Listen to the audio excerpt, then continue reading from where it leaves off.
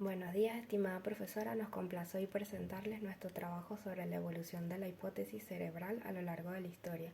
Este grupo está conformado por Camila Verle, Ariana Hernández, Valentina Oronoz y mi persona María Granadillo. Le invitamos a adentrarse a nuestro trabajo y a disfrutar de nuestra presentación. En el antiguo Egipto se desarrolló una hipótesis cerebral que sostenía que el cerebro era un órgano sin importancia para la cognición y la conducta humana, en contraste con las creencias posteriores que atribuían al cerebro un papel fundamental en la mente y la conducta. Esta perspectiva egipcia consideraba al corazón como el centro de la inteligencia y el pensamiento.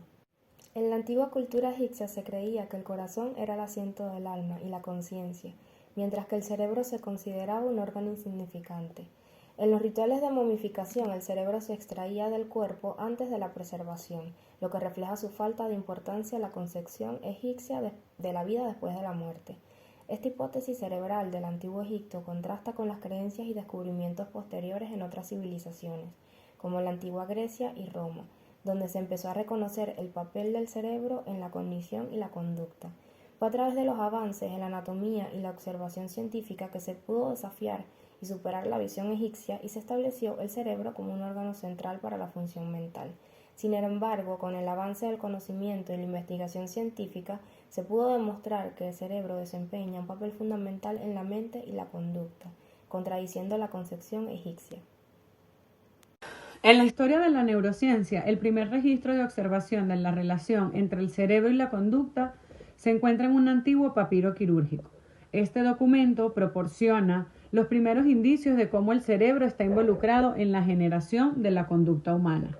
El papiro quirúrgico es un antiguo manuscrito egipcio que data del siglo XVII a.C. Fue encontrado en Luxor en 1862 y se considera uno de los textos médicos antiguos más conocidos. Contiene información sobre enfermedades y lesiones, así como descripciones detalladas de técnicas quirúrgicas y tratamientos utilizados en la antigua civilización egipcia. Entre las técnicas descritas se encuentra la cirugía de cataratas, la extracción de tumores y la sutura de heridas. Este documento brinda además una valiosa información sobre el conocimiento médico y las prácticas quirúrgicas en la antigüedad, y ha sido un recurso muy importante e influenciador para la medicina moderna. En Grecia surgieron dos enfoques diferentes para comprender esta relación, el enfoque racionalista y el enfoque empírico. Aristóteles, representante del enfoque racionalista, postulaba que el cerebro era solo un órgano de enfriamiento para la sangre y que el corazón era el centro de la cognición. Por otro lado, Hipócrates, defensor del enfoque empírico, creía que el cerebro era la sede de la mente y que las enfermedades mentales tenían una base biológica. En la época romana, Galeno propuso la hipótesis ventricular para la explicación de la relación cerebro-conducta.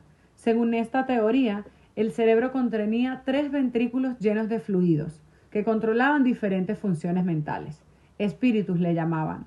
El ventrículo frontal se asociaba con el pensamiento, el del medio con las emociones y el posterior con la memoria. Estos hitos históricos marcaron los primeros intentos de comprender la relación entre el cerebro y la conducta, sentando las bases para los avances futuros en la neurociencia y la comprensión de la mente humana.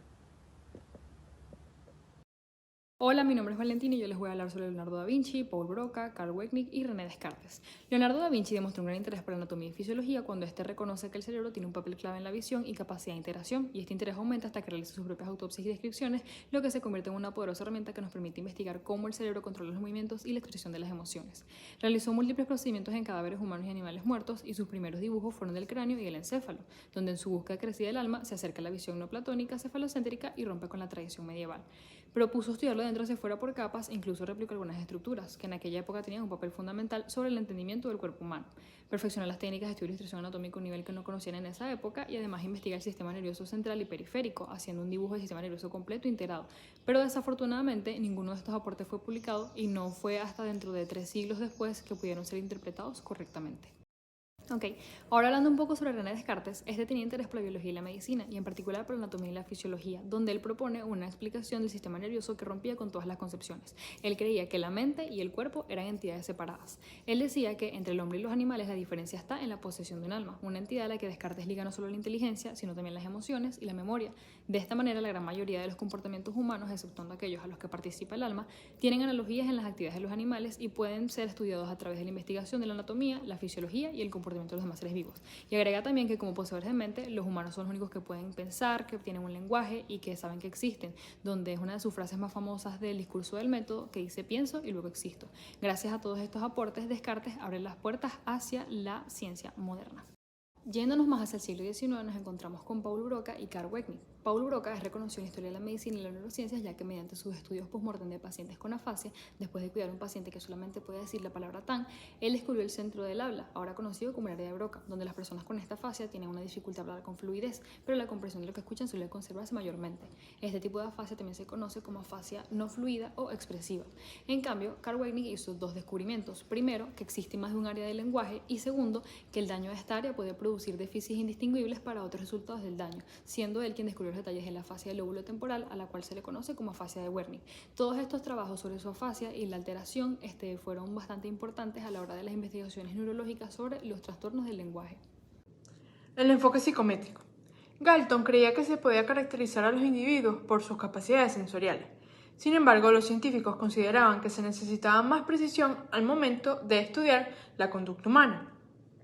En tal sentido, a principios del siglo XX, Binet y Simon crearon una prueba psicométrica que califica la inteligencia con números.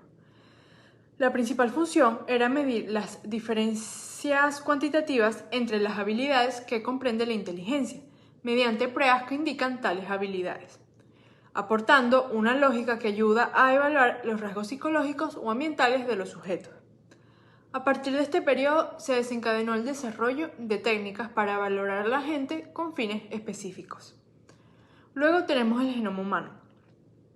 El genoma humano es el conjunto de información genética que hace único a cada individuo. El genoma de una persona contiene todo su material genético transportado por el ADN, ubicado en los 23 pares de cromosomas heredados de los padres. El material genético está presente en cada célula de las personas. En 2003, los científicos hicieron historia por haber secuenciado el 92% del genoma humano.